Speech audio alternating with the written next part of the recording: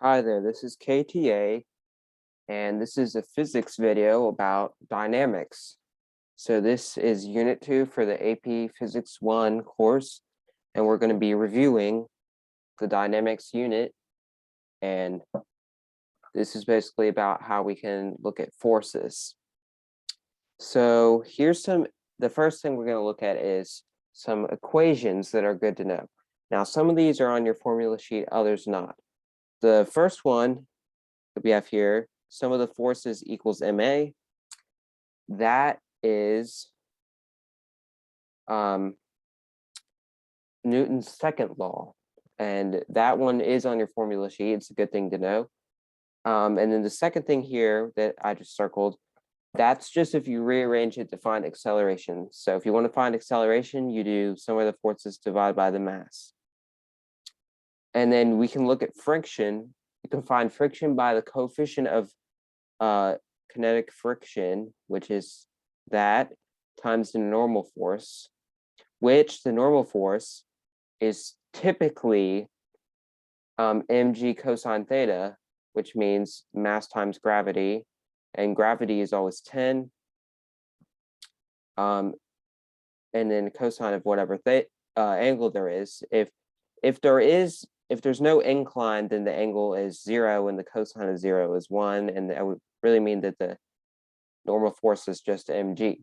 This should be a review, but so sometimes it equals just the mg, sometimes mg cosine theta if there's an incline, but also if something is being pulled in a diagonal direction, then the normal force will not be like this. You'll have to find it by how you would find a tension force or any other force. If we know the sum of the forces equals ma, and if the forces were, there was a gravity force, there was a normal force, and then there was a tension force, then obviously you would just subtract things onto the other side, and it would look like this. So that's what you sometimes have to do. In most cases, you'd get this, which is mg, and that makes sense of why we can use this. But anyways, that's just some clarification on that. And gravity is mg. And then if there's more than one tension, if there's a tension spot, as long as it's the same rope, they equal each other. And when you split the forces into components, the x1 is mg sine theta, and the y1 is mg cosine theta. Okay, now we're looking at our forces. So the forces that there's a gravity force, Fg. This is just the force that's on objects that brings them down, and it is their weight. Like I said, it equals mg. The normal force is just a force that you can think of from Newton's third law. It's a force that happens off of an object. If I put a pen on the desk, why doesn't it go through the desk? Because there's a normal force up keeping it there. This also can equal mg, but it can have angles, so that can change. Friction force, this is a force if you slide something. What's the force that makes it not just go crazy and keep going? Air resistance, this is something that happens when something's falling in the air. That's why people use parachutes. It helps to go slower. Applied force, if you push on something, and then tension force if there's a rope or string involved. So free body diagrams. This is when we draw all those forces. So number one, draw a free body diagram for a book being slid on the desk. So first thing you want to do is you want to draw a dot that just represents the object. Then we always have a gravity force down. But since the object is not falling or going up, it's just being slid to the left or right, we need to have a normal force, Fn, that has to be the same length as the gravity force. Then since it's being pushed, let's just say to the right, that is a Ft, and it is moving, and it didn't say if it was at a constant velocity. All the forces will be balanced if there's a constant velocity, or if it's not moving at all. But let's just pretend there's not, and there is acceleration. That would mean that the friction force needs to be shorter than the applied force because it is moving. Okay. Now, another one that I'm going to do is, what if there was something, a car parked on a hill? Okay, so again, we would have our dot. Where is it? Okay, there it is. And we need to have a gravity force down. But this time, since it's on a hill, the normal force is not going to be directly up. Because think about it, if we have, that's the road and it's being parked right here. That's a terrible drawing, but up always has to be exactly up from the surface. And there's going to be a little bit of friction and force, but when you're looking at your forces, there's going to be a FGX and FGY, because there's a gravity force acting horizontally on the object. That's how it could roll if it wanted to. And so therefore you might think of doing this, saying, oh, this is FGX, this is FGY. Never do this when you're drawing a free body diagram on exam, because they will get mad if you break your forces into components. So you just have to say, this is my free body diagram for the question, and then do that off to the side, wherever. So that's something important to point out. Now we're going to do one more, a free body diagram of stoplight on a wire. We have a gravity force down, no normal force this time since it's not on the surface. Instead, we will have, let's just say that the stoplight looked like this. It was on two wires like that. In that case, the tension forces always go in the direction of the wire. So we draw it like that, not down like that. So this is what our free body diagram will be like for that one. Now, charting forces. This is when we look at all the forces that we've drawn on our free body diagrams, and we put them in the X and Y directions, and we figure out if they're negative or positive. Positive forces go in the direction with the motion, and negative forces go against it. So that's how you know. You don't always think right and up are positive and left and down are negative. If the question says that it's going to the right, and the applied forces, if it says the applied force is to the left, then left will be positive. Usually, something will be to the right, but you don't always know. So chart the forces for number 1 and 2. Number 1, okay, so I'll actually just zoom it out. Okay. So number 1, we had, so we're going to do X and Y. I'll label this number 1. We had the friction force and the FP. And X will always be left and right, Y is up and down. So we had a FN and a FG for the Y. FP is always going to be the direction that's positive. So FP is positive, FG is negative, FN is positive. Those just always are negative and positive, except the only time that FG can be positive is if you have a tension one, and we'll look at that in a minute. But so that would mean that F, force of friction, is negative. It goes against it, the motion. Number 2, Fx, Fy. We have forces actually in components this time. So we can, this is our free body diagram, and let's just make one off to the side. So we're going to say this is our FG, and that this is our FT1x, FT2x, FT2y, FT2y, or T1y, sorry. So we're just saying this is FT1, FT2. So we have in the X direction, we have FT1, FT2, and they have X's on them. And then in the Y, we have FT1Y,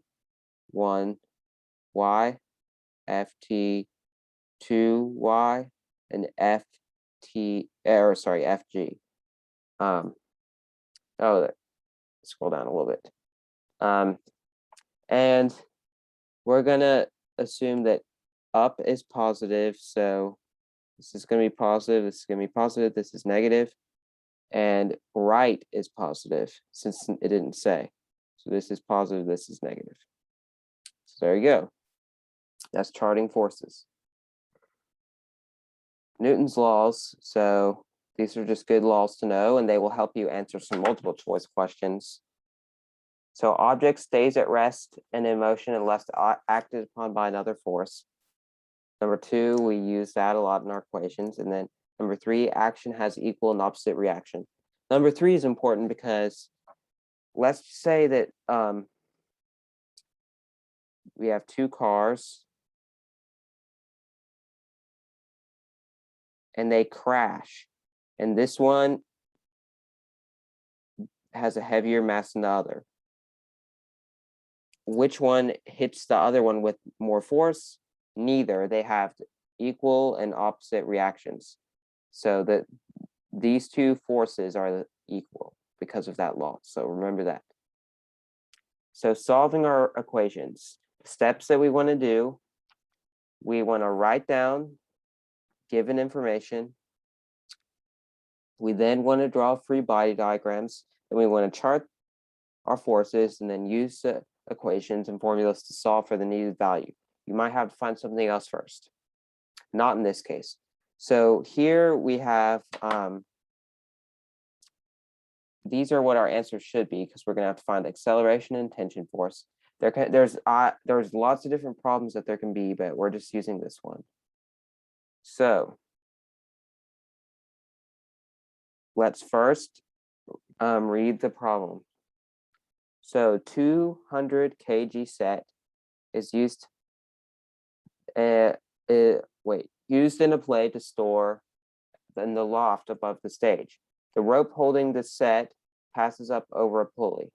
So we're dealing with a pulley on here, or an Atwood machine. The direction less a 100 kg stagehand to lower the set. When he unties the rope, the set falls and the stagehand is hoisted up into the air. What is the stagehand's acceleration? So that must just be something that he controls the ropes in a play. So it doesn't matter if you don't really understand what the things are that it's talking about. Just it actually might be helpful before you do the free body diagrams, since there's no picture. Sometimes there's pictures, but there's not this time. So let's try to draw a picture of what this looks like. So we have a pulley, we have a rope, and it looks like that we have this person who is accidentally hoisted into the air. And then what's on the other end? There's just some sort of object. I don't really get what it's saying, but that's what it's like. So basically it's just a pulley that has 2 masses on it. That's all it is. So this guy, he has a mass of 100 kg, and this thing is 200 kg. And that's all we know. We know M1. Let's say this is M1, this is M2. M just for mass. So that's the only thing we know. at least it seems like it. But let's draw some free body diagrams. So for M1, we've got a gravity force down and a tension force up. And it's the same thing for number 2.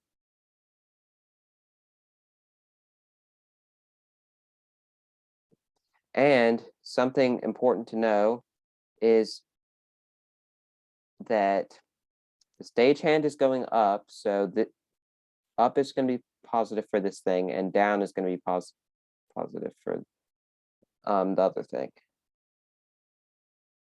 So now we're going to chart our forces.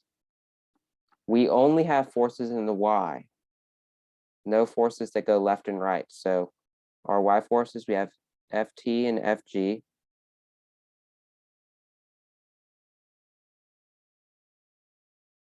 Same thing for here. And we said that, remember, we just said down positive, up positive for these. So down positive, up positive. So the other things will be negative. So that's how you know. That's really important because you'll get the wrong answer if you don't hear negative and positive right. So we're trying to find the acceleration and then the tension force.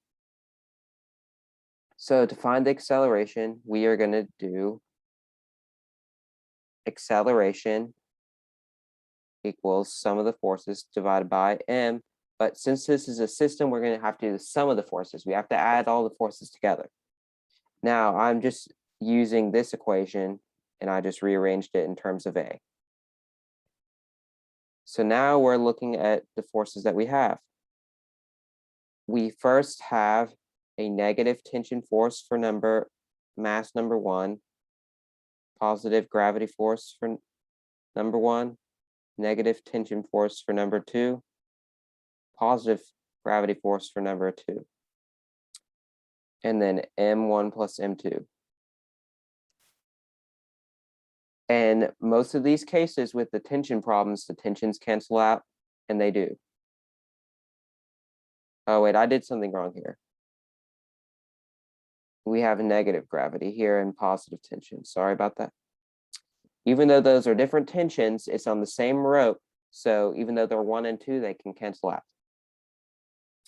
So now we know that force of gravity equals mg. So, but we need to make sure we have the right m plugged in since we have 2 masses. So we're going to have m1g minus m2g divided by m1 plus m2. So now we plug in some values. This is the easy part.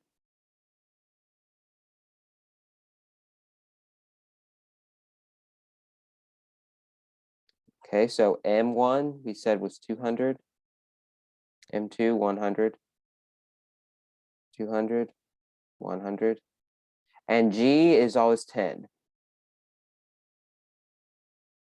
So that's going to be 2,000 minus 1,000 divided by 300. So 1,000 divided by 300, which in fact is 3.33 meters per second for our acceleration. So once you get the hang of it, you can get answers that easily. Now we need to find the tension force. How do we do that? Well, let's just use our Newton equation, which is sum of the forces equals mass times acceleration. For this, we don't need to look at it as a system because we're only finding the tension for one of them, but the tensions are equal to each other, so we can choose to use the M1 or M2 forces. Let's just do M2 since the tension force is positive. So we have positive tension force minus negative gravity. And where am I getting that from? When we charted our forces. Now, and this equals ma, mass times acceleration, but we'll say m2a since we're using m2. Let's make gravity on the other side. That would make it positive. And then Fg changes to m2g because we know that force of gravity equals mg. So m2 is 100 times gravity, which is 10, plus 100 times the acceleration, which we found was 3.33. And our tension force when you solve is 1,333 newtons. Newtons is our unit for that. And there you go. That is how you solve dynamic problems. In this case, it told us that we needed to find two things. Sometimes it might only tell you what is the tension. But if you tried to find the tension, you would realize that you need to find the acceleration first anyways.